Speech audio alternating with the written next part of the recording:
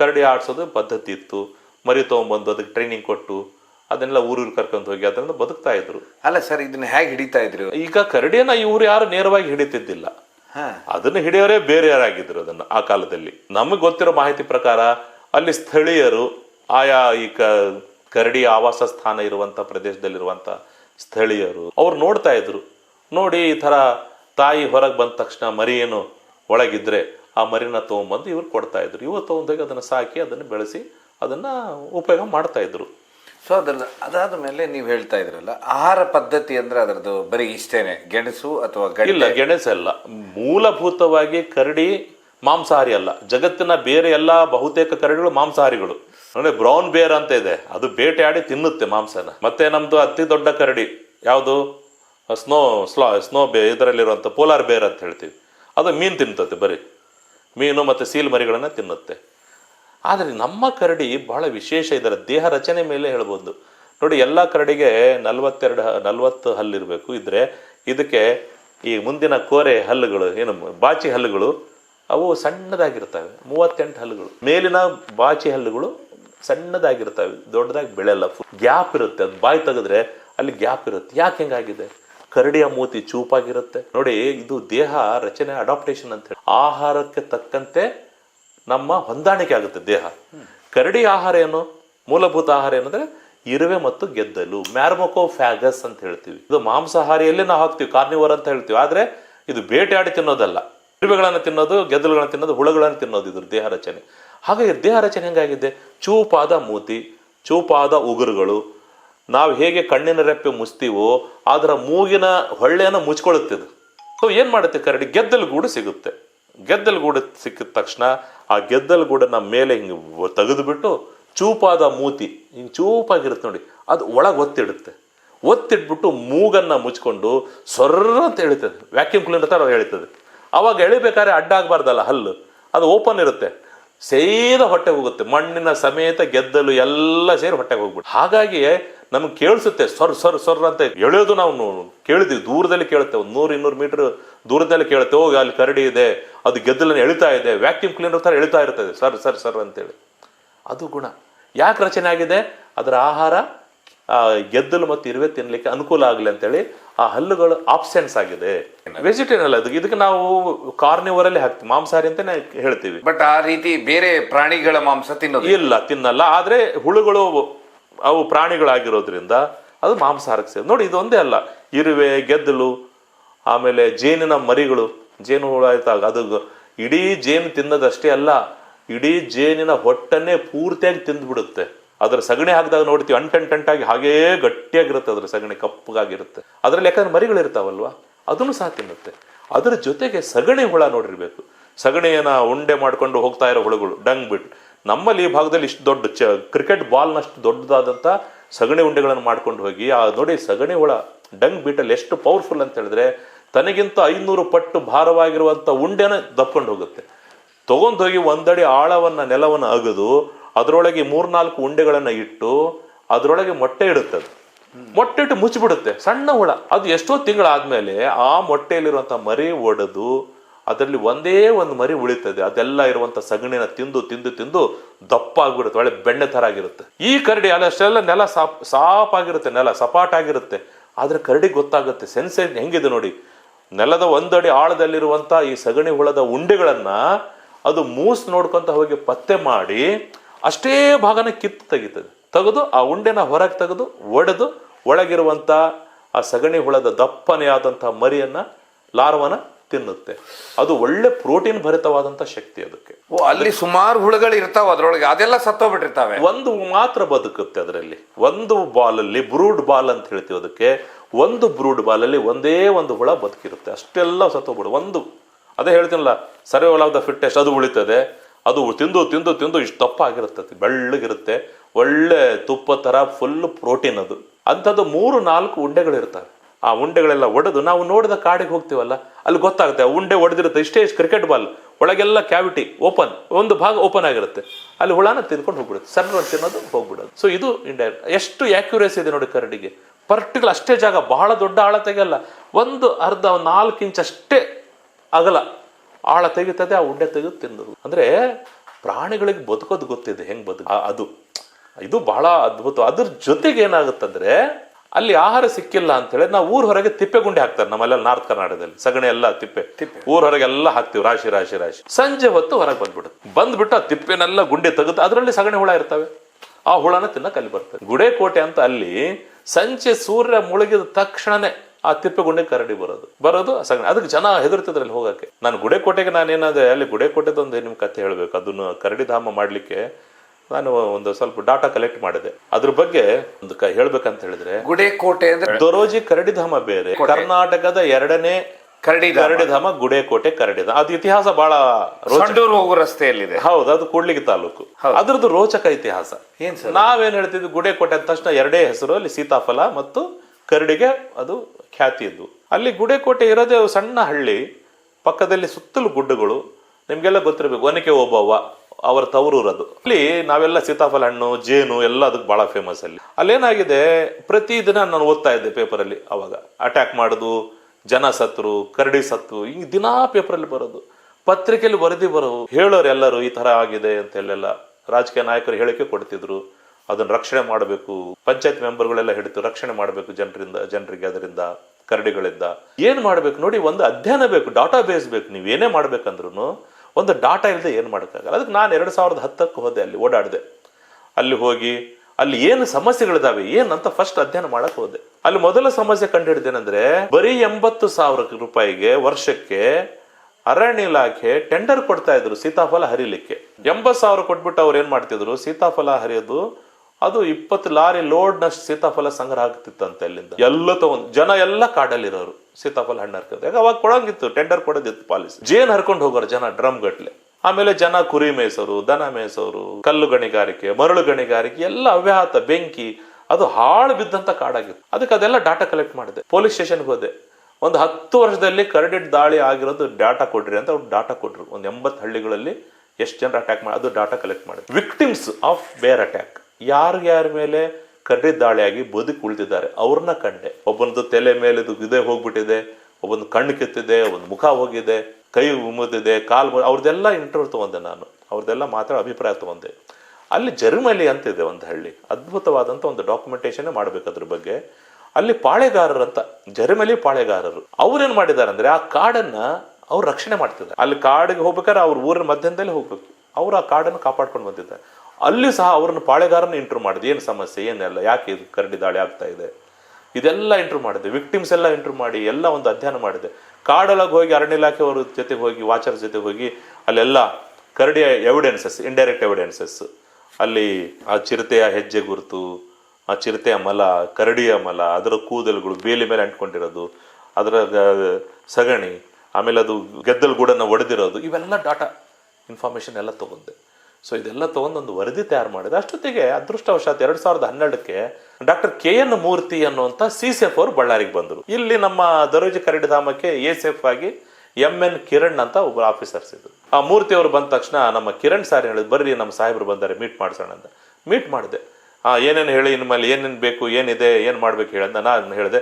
Sir, ನಮ್ಮಲ್ಲಿ 3 important ಕೆಲಸ ಆಗಬೇಕಾಗಿದೆ. ಏನು ಹೇಳಿ ಸರ್, ಒಂದು ಗುಡೇಕೋಟೆದು ಒಂದು ಕರಡಿಧಾಮ ಮಾಡಬೇಕು, ತುಂಗಭದ್ರಾ ನದಿಯಲ್ಲಿ ಆಟರ್ಸು, ನೀರ್ನಾಯಿ ಬಹಳಷ್ಟು ಇದಾವೆ, ಅದು ರಕ್ಷಣೆ ಮಾಡಬೇಕು, ಇನ್ನೊಂದು ತಾಳೆವನ ಅಂತ 3 ಹೇಳಿದೆ ಅವರಿಗೆ. ಆಯ್ತು ಕೊಡಪ್ಪ, ಏನಿದೆ ಕೊಡ್ರಿ ನೀವು ಮಾಹಿತಿಗೆ ಅಂದಾಗ, ನಾನು ಮತ್ತೆ ಹೋಗಿ ಕಿರಣ್ ಅವ್ರು ಕರ್ಕೊಂಡು ಹೋಗಿ ಮತ್ತೆ ಅವ್ರಿಗೆಲ್ಲ ತೋರಿಸಿ, ನಾನೇನು ಡಾಟಾ ರಿಪೋರ್ಟ್ ರೆಡಿ ಮಾಡಿದೆ, ಅವ್ರಿಗೆ ಇಮೇಲ್ ಮಾಡಿದ್ದೆ ನಾನು, ಕಿರಣ್ ಸರ್ ಎಲ್ಲ KN ಮೂರ್ತಿ ಕೊಟ್ಟು ಥರ ಮಾಡಬೇಕು, ಏನು ಮಾಡಬೇಕಾಗಿದೆ.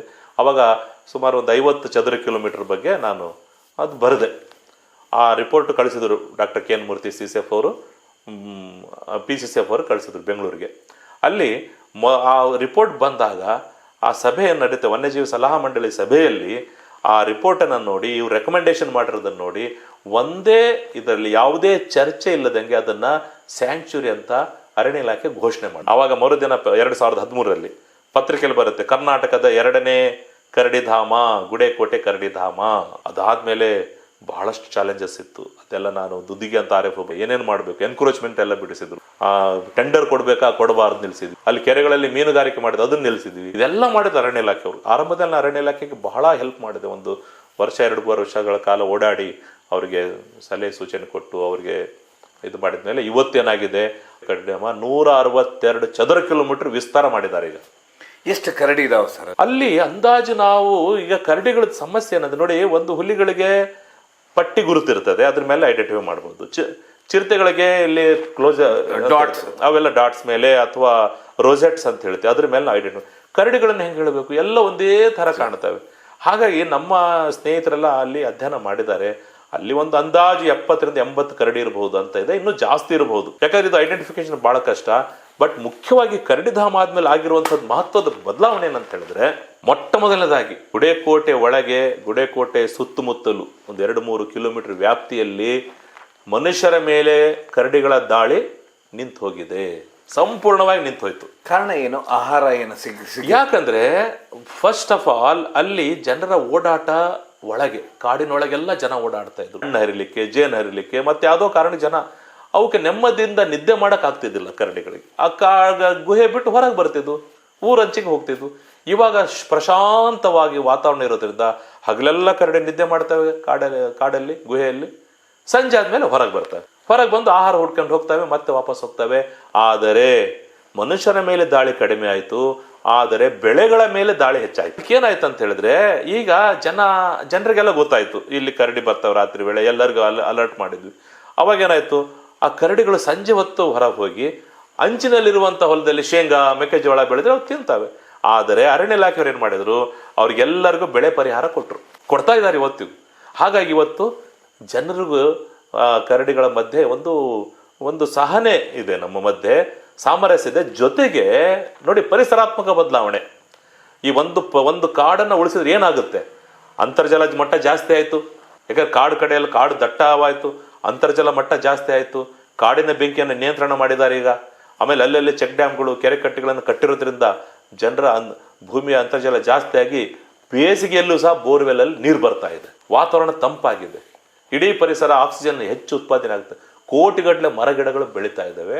ಇದು natural regeneration of the forest ಆಗ್ತಾ ಇದೆ. ಅಲ್ಲಿ ಎಷ್ಟು ಅವರ್ ನಿದ್ದೆ ಮಾಡುತ್ತೆ ಸರ್ ಕರಡಿ? ಸಾಮಾನ್ಯ ನೋಡಿ, ಈಗ ಇದು ಕರಡಿ ಬೆಳಗ್ಗೆ ಅಂದ್ರೆ 9 ಗಂಟೆವರೆಗೂ ವಾಪಸ್ ಅಡ್ಡಾಡ್ತಾ ಮೆಲ್ಲಕ್ಕೆ ಹೋಗುತ್ತೆ. ನಾನು 9 ಗಂಟೆವರೆಗೂ ನೋಡಿದ್ದೆ. ರಾತ್ರಿ ಎಲ್ಲ ಓಡಾಡುತ್ತೆ, ನಿಧಾನವಾಗಿ ತನ್ನ ಗುಹೆ ಕಡೆಗೆ 8 ಗಂಟೆ 9 ಗಂಟೆವರೆಗೂ ವಾಪಸ್ ಹೋಗ್ತವೆ. ಬೆಳಗ್ಗೆ 9 ಗಂಟೆಗೆ, ಬೆಳಗ್ಗೆ 9 ಗಂಟೆವರೆಗೂ ಬರ್ತಾ ಇರ್ತವೆ. ಹೋಗಿ ಆರಾಮಾಗಿ ತನ್ನ ಜಾಗದಲ್ಲಿ ನಿದ್ದೆ ಮಾಡಿದ್ ನೋಡಿ. ಅದನ್ನ ನಮ್ಮ ಸ್ನೇಹಿತರು ಡಾಕ್ಯುಮೆಂಟ್ ಮಾಡಿದ್ರು, ಜಂಗಲ್ ಬುಕ್ ಬೇರ್ ಅಂತ. ಗುಹೆ ಒಳಗೆ ಹೋಗಿ ಕ್ಯಾಮ್ರಾ ಇಟ್ರು ಅವರು. ಅಲ್ಲಿ ಏನಾಗುತ್ತಂದ್ರೆ, ಅದು ಮಲಗೋದು ಬಹಳ ಮಜಾ. ಅಲ್ಲಿ ಒಂದು ಬಂಡೆ ಕಲ್ಲು ಹಿಡ್ಕೊಂಡ್ಬಿಟ್ಟು ತಲೆದುಂಬು ಹಿಂಗೆ ಹಿಡ್ಕೊಂಡು ಮಲಗುತ್ತೆ. ಹಿಂಗೆ ಅದಕ್ಕೆ ತಲೆದುಂಬು ನಾವು ಹಿಂಗೆ ತಲೆಗೆ ಅದು ಹಾಗಲ್ಲ, ಮುಂದೆ ಇಷ್ಟು ಎತ್ತರವಾಗಿ ಬಂಡೆ ಇರ್ಬೇಕು, ಅಲ್ಲಿ ಹಿಂಗೆ ತಲೆ ಇಟ್ಕೊಂಡು ಅದು ಮಲಗಿ ಹಗಲೆಲ್ಲ ನಿದ್ದೆ ಮಾಡುತ್ತೆ. ಆದ ತಕ್ಷಣ 5 ಗಂಟೆ ಆಗ್ತಿದ್ದಂಗೆ ಹೊರಗೆ ಬರಕ್ಕೆ ಶುರು ಆಗುತ್ತೆ. ಕುಂತ್ಕೊಂಡು ನೋಡುತ್ತೆ ಸ್ವಲ್ಪ ಹೊತ್ತು, ಒಮ್ಮೆಲೆ ಹೊರಗೆ ಬರಲ್ಲ. ಎಲ್ಲೋ ಗುಡ್ಡದ ಮೇಲೆ ಇರುತ್ತೆ ಕರಡಿ, ಅಲ್ಲಿಂದ ಮೆಲ್ಲಕ್ಕೆ ಬಂದು ತನ್ನ ರೂಟ್ ಇರುತ್ತೆ, ತನ್ನ ರೂಟಲ್ಲಿ ಅಡ್ಡಾಡ್ಕೊಂಡು ಮತ್ತೆ ವಾಪಸ್ ತನ್ನ ಗೂಡಿಗೆ ಹೋಗಿ ಫಸ್ಟ್ ನೋಡುತ್ತೆ. ಒಮ್ಮೆಲೆ ಬರೋದಿಲ್ಲ ಯಾವ ಕರಡಿ. ಅಬ್ಸರ್ವೇಷನ್, ನಿಧಾನ ನೋಡುತ್ತೆ, ಅಲ್ಲಿ ಅಬ್ಸರ್ವೇಷನ್ ಮಾಡುತ್ತೆ. ಯಾರಿದ್ದಾರೆ, ಪ್ರಾಣಿಗಳಿದಾವ, ಚಿರತೆ ಇದೆಯಾ, ಬೇರೆ ಏನಾದ್ರು ಪ್ರಾಣಿಗಳಿದಾವ, ಏನಾದ್ರು ತೊಂದರೆ ಇದೆಯಾ ಅಂತ ಅಬ್ಸರ್ವೇಷನ್ ಮಾಡುತ್ತೆ. ಆಮೇಲೆ ಹೊರಗೆ. ತುಂಬಾ ವಿಶೇಷ ಅಂದ್ರೆ ಇದರಲ್ಲಿ ದರೋಜಿ ಕರಡಿ ಧಾಮ ಅಂದ್ರೆ ಫಸ್ಟ್ ಕರಡಿ ಧಾಮ ಆಗುತ್ತೆ ಕರ್ನಾಟಕದಲ್ಲಿ. ನೋಡಿ, ನಾನು 86-87 ಇಸ್ವಿಯಲ್ಲಿ ಜಿಲ್ಲಾ ಮಟ್ಟದ ಪರಿಸರ ಕಾರ್ಯಕ್ರಮ ಮಾಡ್ತಾ ಇದ್ದೆ, ಪತ್ರಿಕೆಯಲ್ಲಿ ಬರ್ತಾ ಇತ್ತು. ಅರಣ್ಯ ಇಲಾಖೆಯವ್ರು ಬಂದು ನಿಮ್ದು ಬಯೋಡಾಟಾ ಕೊಡಿ, ನಮ್ಮ ಸಾಹೇಬರು ಕೇಳ್ತಾರೆ ಅಂದ್ರು. ನಾನು ಕೊಟ್ಟೆ. ಆಮೇಲೆ ನನ್ನ ಲೆಟರ್ ಬಂತು, ನೀವು ಬಳ್ಳಾರಿ ಜಿಲ್ಲೆಯ ಗೌರವ ವನ್ಯಜೀವಿ ಪರಿಪಾಲಕರಾಗಿದ್ದೀರಿ, honorary wildlife warden of Ballari district ಅಂತ ಬಂತು. ಏನು ಸರ್ ಹಂಗಂದ್ರೆ, ಇಲ್ರಿ, ಇದು ಒಂದು ಜನ ಮತ್ತು ಅರಣ್ಯ ಇಲಾಖೆ ಮಧ್ಯೆ ಒಂದು ಸಂಪರ್ಕ, ಇದು ಎಮ್ಮೆ ಘೋರ್ಪಡೆ ಇರೋದ್ರು, ಆಮೇಲೆ ನೀವು ಆಗಿದ್ದೀರಿ ಅಂದ್ರು. ಭಾಳ ಸಂತೋಷ. ಆವಾಗ ವಿಜಯ್ ಶರ್ಮಾ ಅಂತಿದ್ರು, ಅವ್ರು ಬಂದು ನನಗೆ ID ಕಾರ್ಡ್ ಕೊಟ್ಟರು ನಿಮ್ದೆಲ್ಲ. ಆವಾಗ ನಾನೇನು ಮಾಡಿದ್ದು, ಮೊಟ್ಟ ಮೊದಲ ಬಾರಿಗೆ 96-97 ಇಸ್ವಿಯಲ್ಲಿ ಬಳ್ಳಾರಿಯಲ್ಲಿ ಒಂದು ನಡೀತು ವನ್ಯಜೀವಿ ಸಪ್ತಾಹ ಕಾರ್ಯಕ್ರಮ. ನಾನು ಕರೀತಾರೆ, ಜೋಳದ ರಾಶಿ ದೊಡ್ಡನಗೌಡ ರಂಗಮಂದು ದೊಡ್ಡ ಕಾರ್ಯಕ್ರಮ. ಅಲ್ಲಿ ಮೊಟ್ಟ ಮೊದಲು ನಾನು ಅರಣ್ಯ ಇಲಾಖೆ ಕಾರ್ಯಕ್ರಮದಲ್ಲಿ ಭಾಗವಹಿಸಿದೆ. ಆಮೇಲೆ ದರೋಜಿ ಕರಡಿ ನಾಮದ ರೇಂಜ್ ಫಾರೆಸ್ಟ್ ಆಗಿದ್ದಂಥ ಸಂಗಮೇಶ್ ಮಠ್ ಅಂತ ಬಹಳ ದೊಡ್ಡ ಮಹಾನ್ ವ್ಯಕ್ತಿ, ಅಧಿಕಾರಿ RFO, ಅವರು ಕರೆದ್ರು. ನಾನು 98-97 ಮೊಟ್ಟ ಮೊದಲ ಬಾರಿಗೆ ದರೋಜಿ ಕರಡಿ ಧಾಮದ ಕಾಲಿಟ್ಟೆ. ಅದಕ್ಕಿಂತ ಮುಂಚೆ 94ರಲ್ಲಿ ಘೋಷಣೆ ಆಗುತ್ತೆ ಕರಡಿ ಧಾಮ ಅಂತ. ಕರಡಿ ಧಾಮ ಘೋಷಣೆ ಆಗುತ್ತೆ ಆಗ 94ನೇ ಇಸ್ವಿಯಲ್ಲಿ ಕರಡಿ ಧಾಮ ಘೋಷಣೆ ಆಯ್ತು. ಆದ್ರೆ ಅದಿನ್ನೂ ಶೈಶವಾವಸ್ಥೆ, ಇನ್ನು ಆರಂಭದ ಅವಸ್ಥೆಯಲ್ಲಿ ಇತ್ತು. ಇನ್ನು ಏನೂ ಇಲ್ಲ, ಪ್ರಚಾರ ಇಲ್ಲ, ಆದ್ರೂ ಇನ್ನು ಬೌಂಡ್ರಿ ಫಿಕ್ಸ್ ಮಾಡೋದು ಅದೆಲ್ಲ ಮಾಡಿದ್ರು. ನಾನು 97-98ಗೆ ಎಂಟ್ರಿ ಆದೆ. ಎಂಟ್ರಿ ಆದ್ಮೇಲೆ ಏನಾಯ್ತು, ಮೊದಲ ಬಾರಿಗೆ ವನ್ಯಜೀವಿ ಸಪ್ತಾಹ ಹಂಪಿ ಯೂನಿವರ್ಸಿಟಿ ಅಟೆಂಡ್ ಮಾಡಿದ್ವಿ. ಆಮೇಲೆ ಅಲ್ಲಿಂದ ನನ್ನ ಸಂಪರ್ಕ ಆಳವಾಯ್ತು. ಎಷ್ಟು ಮಟ್ಟಿಗೆ ಆಯ್ತು ಅಂದ್ರೆ, ನಾನು ಸಂಗಮೇಶ್ ಮಠ್ ಅವರು RF ಬೈಕ್ ಮೇಲೆ ಹೋಗ್ತಿದ್ವಿ, ರಾತ್ರಿ ಎಲ್ಲ ಓಡಾಡ್ತಿದ್ವಿ ಎಲ್ಲ ಓಡಾಡೋದು, ಕಟ್ಟಿಗೆ ಕಡೆಯವ್ರು ಬಂದ್ರೆ ನಿಲ್ಲಿಸೋದು, ಆಮೇಲೆ ಒತ್ತುವರಿ ಮಾಡೋದನ್ನ ನಿಲ್ಲಿಸ್ತಾ ಇದ್ರು, ನಾವು ಅವ್ರಿಗೆ ಹೆಲ್ಪ್ ಮಾಡ್ತಿದ್ವಿ. ಹಳ್ಳಿಯಲ್ಲಿ ಜನಜಾಗೃತಿ ಕಾರ್ಯಕ್ರಮ ಮಾಡ್ತಿದ್ವಿ ನಾವು, ಜನರಿಗೆ ಅವೇರ್ನೆಸ್ ಪ್ರೋಗ್ರಾಮ್. ಕಟ್ಟಿಗೆ ಕಡಿಬಾರ್ದು, ಬೇಟೆ ಆಡಬಾರ್ದು, ಕಾಡಿಗೆ ಬೆಂಕಿ ಹಚ್ಚಬಾರ್ದು, ಕುರಿಗಳನ್ನ ಮೇಕೆನ ಮೇಯಿಸ್ಬೇಡ್ರಿ, ಕುರಿನ ಬಿಡ್ರಿ ಬೇಕಾದ್ರೆ ಕಾಡಿಗೆ. ಮೇಕೆ ಅಪಾಯಕಾರಿ, ಕಾಡಿಗೆ ನಾವು ವೈರಿ ಅಂದ್ರೆ ಮೇಕೆ. ಹೇಗಂತೀರಾ? ಯಾಕಂದ್ರೆ ಈ ದನ ಮತ್ತು ಕುರಿ ಏನ್ ಮಾಡ್ತವೆ, ಮೇವನ್ನ ತಿಂತಾ ಹೋಗ್ತವೆ ನೆಲದ ಮೇಲಿಂದ. ಅವು ಗ್ರೇಸರ್ಸ್. ಅವು ಮೇಕೆ ಏನ್ ಮಾಡ್ತವೆ, ಬ್ರೌಸಿಂಗ್. ಅದು ಮೇಲೆ ಮೇಕೆ ಬ್ರೌಸರ್. ಅದೇನ್ ಮಾಡುತ್ತೆ, ಗಿಡದ ನೆತ್ತಿ ಮೇಲೆ ಹೋಗಿ ಆ ಎಲೆಗಳನ್ನೆಲ್ಲ ತಿನ್ನು. ಹಾಗೆ ಕಾಡು ಹಾಳಾಗ್ಲಿಕ್ಕೆ ಮೇಕೆ ಕಾರಣ. ಹಾಗಾಗಿ ನಾವು ಮೇಕೆ ಬೆಳೆಸಬೇಡ್ರಿ ಅಂತ ಸುತ್ತಮುತ್ತ ಜನರಿಗೆ ಅವೇರ್ನೆಸ್ ಮಾಡಿದ್ವಿ. ಆಮೇಲೆ ಎಕೋ ಡೆವಲಪ್ಮೆಂಟ್ ಕಮಿಟಿ ಅಂತ ಮಾಡಿದ್ರು ಅರಣ್ಯ ಇಲಾಖೆಯಿಂದ ಅವಾಗ. ನೋಡಿ, ದನಗಳು ಮತ್ತು ಕುರಿ ಇವೇನ್ ಮಾಡ್ತಾವ ಅಂದ್ರೆ ಹುಲ್ಲನ್ನ ಮೇಯುವುದು. ಬೇಸಿಕಾಗಿ ಹುಲ್ಲು ಮೇಯ್ತವೆ. ಹುಲ್ಲು ಮೇಯಲಿಕ್ಕೆ ಏನ್ ಮಾಡ್ತವೆ, ಹುಲ್ಲನ್ನ ಕಟಾವ್ ಮಾಡ್ತಾ ಹೋಗ್ತವೆ. ದನ ಮತ್ತು ಕುರಿ ಹುಲ್ಲನ್ನ ಮೇಯೋದ್ರಿಂದ ಆ ಹುಲ್ಲಿಗೆ ನಾವು ಟ್ರಿಮ್ಮಿಂಗ್ ಆಗ್ತಾ ಇರುತ್ತೆ, ಕಟಾವ್ ಆದಂಗೆ ಆಗುತ್ತೆ. ಕಾಡಿನ ಬೆಂಕಿ ಇರೋದಿಲ್ಲ. ದನ ಮೇಯೋದು ಕೆಟ್ಟದ್ದಲ್ಲ ಕಾಡಿನಲ್ಲಿ, ಕುರಿ ಮೇಯೋದು ಕೆಟ್ಟದ್ದಲ್ಲ. ಯಾಕಂದ್ರೆ ಅದು ಹುಲ್ಲನ್ನ ಕಟಾವು ಮಾಡುತ್ತೆ, ಕಾಡಿನ ಬೆಂಕಿ ಆಗದಂಗೆ ತಡೆಗಟ್ಟುತ್ತೆ. ಆದ್ರೆ ಮೇಕೆ ಏನ್ ಮಾಡುತ್ತೆ ಅಂದ್ರೆ ಅದು ಹುಲ್ಲನ್ನು ಮೇಯಲ್ಲ, ಮರದ ಎಲೆಗಳನ್ನ ತಿನ್ನುತ್ತೆ. ಎಲ್ಲಿ ಬಾಯಿಯವರು ಸಿಗುತ್ತೋ ನೋಡುತ್ತೆ, ಮತ್ತೆ ಮೇಲೆ ಹತ್ತುತ್ತೆ, ಸಾಧ್ಯ ಆದ್ರೆ ಗಿಡನೂ ಹತ್ತುತ್ತೆ. ಅದಕ್ಕಷ್ಟು ಶಕ್ತಿ ಇದೆ. ಹಾಗಾಗಿ ಆ ಮೇಕೆಗಳನ್ನ ನಾವು ಕಾಡಿಗೆ ಬಿಡಬಾರ್ದು, ಕಾಡಿನ ನಾಶ ಮಾಡುತ್ತೆ. ಓ, ಮೇಕೆನ ಬಿಡಬಾರ್ದು. ಮೇಕೆ ಬಿಡಬಾರ್ದು. ಮೇಕೆ ಅಂದ್ರೆ ಆಡು, ಗೋಟ್. ಹೌದು. ಈ ಆಡುಗಳೇನಂದ್ರೆ ಎಲೆಗಳನ್ನು, ಮರದ ಎಲೆಗಳನ್ನ ತಿಂತಾವು.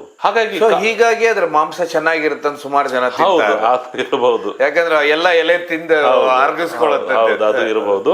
ಬಟ್ ನಾನೇನ್ ಹೇಳ್ತೀವಿ, ಎಲ್ಲ ಕಡೆ ನಾವ್ ಹೇಳೋದು ಕಾಡಿನ 5 ವೈರಿಗಳನ್ನ ಕಾಡನ್ನು ರಕ್ಷಿಸ್ರಿ ಅಂತ ಹೇಳ್ತೀವಿ. ನಾವು ಅವೇರ್ನೆಸ್ ಮಾಡ್ಬೇಕಾದ್ರೆ ಕಾಡಿನ 5 ವೈರಿಗಳು ಯಾರು? ನಂಬರ್ 1 ಕೊಡ್ಲಿ ಕಾಡಿನ ವೈರಿ. ಕುರಿ ಮೇಸರ್ಗೆ ನಾವು ಏನ್ ಮಾಡ್ತೀವಿ, ಕೊಡ್ಲಿ ಕಸ್ಕೊಂಡ್ಬಿಡ್ತಾರೆ ನಮ್ಮರೆಲ್ಲ ಅರಣ್ಯ ಇಲಾಖೆಯವರು. ಕೊಡ್ಲಿ ನಂಬರ್ 1. 2ನೇ ವೈರಿ ಅಂತ ಹೇಳಿದ್ರೆ ಕಾಡಿನ ಬೆಂಕಿಯಿಂದ ರಕ್ಷಣೆ ಮಾಡಬೇಕು. 3ನೇ ವೈರಿ ಅಂದ್ರೆ ಮೇಕೆ ಏನ್ ಮಾಡುತ್ತೆ, ಎಲ್ಲ ಎಳೆ ಸಸಿಗಳನ್ನ ಗಿಡಗಳನ್ನ ತಿಂದಾಕ್ಬಿಡುತ್ತೆ. 4ನೇ ವೈರಿ ಅಂದ್ರೆ ಕಲ್ಲು ಗಣಿಗಾರಿಕೆ. ಇದು 5ನೇ ವೈರಿ ಅಂದ್ರೆ ಒತ್ತುವರಿ. ಮೆಲ್ಲಕ್ಕೆ ಒತ್ತು ಮಾಡಿ.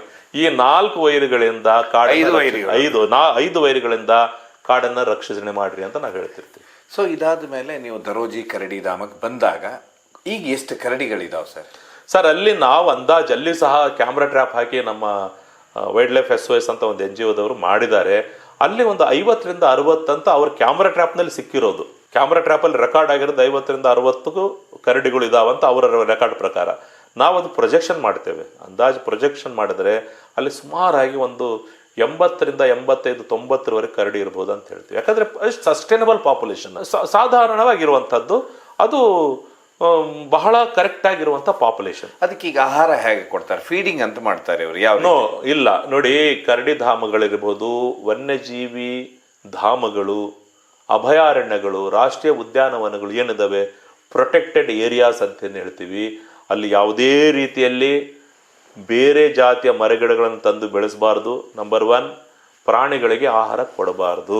ಅಲ್ಲ, ಇದರಲ್ಲಿ ಈಗ ದರೋಜಿಯಲ್ಲಿ ಆಹಾರ ಕೊಡೋದಿಲ್ಲ.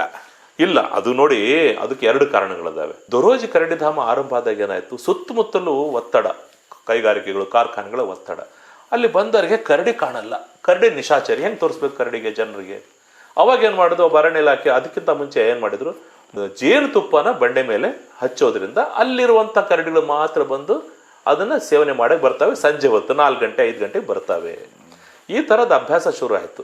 ಆಮೇಲೆ ಅದಕ್ಕೆ ಸ್ಥಳೀಯ ಹಣ್ಣುಗಳು, ನಾವೇನು ಹೇಳಿದ್ವಿ, ಸ್ಥಳೀಯ ಹಣ್ಣುಗಳನ್ನ, ಬಾಳೆ ಇರ್ಬೋದು, ಕಬ್ಬು ಇರ್ಬೋದು, ಬೇರೆ ಬೇರೆ ಹಣ್ಣುಗಳನ್ನು ಹಾಕಿ, ಅವು ಯಾಕಂತ ಹೇಳಿದ್ರೆ ಜನ ನೋಡಿದ್ರೆ ಅದು ಹೌದು ಇದೆ ಕರಡಿ ಅಂತ.